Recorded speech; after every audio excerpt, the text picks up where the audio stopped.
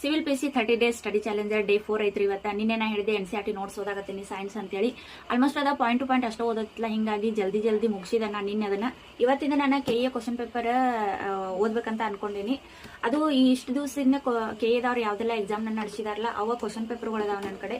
ಇದು ಪ್ರಣತಿ ಅಕಾಡೆಮಿ ಕಡೆದವ್ರ ಪ್ರಣತಿ ಪರ್ವ ಅಂತ ಹೇಳಿ ಬುಕ್ ಬಿಟ್ಟಿದಾರಿ. ಭಾಗ 1 ಭಾಗ 2 ಅಂತ ಹೇಳಿ 2 ಬುಕ್ ಅದಾವ ಇವ ನನ್ನ ಕಡೆ. ಇದ್ರೊಳಗ ನಿಮಗ 22 ಕ್ವಶನ್ ಪೇಪರ್ ಸಿಗ್ತಾವು, ಅದು ವಿತ್ ಎಕ್ಸ್ಪ್ಲನೇಷನ್. ಅಂದ್ರೆ ಒಂದ್ ಕ್ವಶನ್ 4 ಆಪ್ಷನ್ ಇದ್ರೆ 4 ಆಪ್ಷನ್ ಎಕ್ಸ್ಪ್ಲನೇಷನ್ ಕೊಟ್ಟಿದಾರಲ್ಲ, ಹಿಂಗಾಗಿ ಈ ಬುಕ್ಗಳ ಒಂದೇ ದಿನ ಅಂತೂ ಮುಗಿಯಂಗಿಲ್ಲ, ಇಲ್ಲಂದ್ರೂ ಒಂದ್ ವಾರರೇ ಬೇಕಾ. ಯಾಕಂತ ಹೇಳಿದ್ರೆ 4 ಆಪ್ಷನ್ಗೆ 4 ಎಕ್ಸ್ಪ್ಲನೇಷನ್ ನಾವು ಓದ್ಬೇಕಾ, ಆಮೇಲೆ ಕರೆಕ್ಟ್ ಆನ್ಸರ್ಗಳು ಇರ್ತಾವಲ್ಲ ಅದನ್ನ ಎಲ್ಲ ನಾವು ಅನಾಲಿಸಿಸ್ ಮಾಡ್ಬೇಕು ಅಂತ ಹೇಳಿದ್ರೆ ಸ್ವಲ್ಪ ಟೈಮ್ ಹಿಡಿತೈತಿ.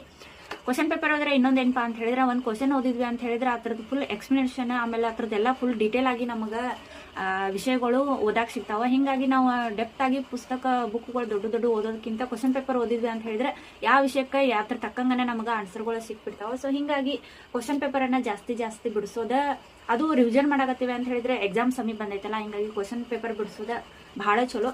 ಹಿಂಗಾಗಿ ನಾನು ಇವತ್ತಿಂದ ಇದ ಕ್ವಶನ್ ಪೇಪರ್ ಬಿಡ್ಸಾಕತ್ತೀನಿ. ಇದ ಬಿಡ್ಸಾಕ ಒಂದ್ ವಾರರೇ ಬೇಕು ನನಗ, ಯಾಕಂದ್ರೆ ದಿನಕ್ಕೆ 2-3 ಕ್ವಶನ್ ಪೇಪರ್ ಬಿಡಿಸ್ಬೇಕಲ್ಲ.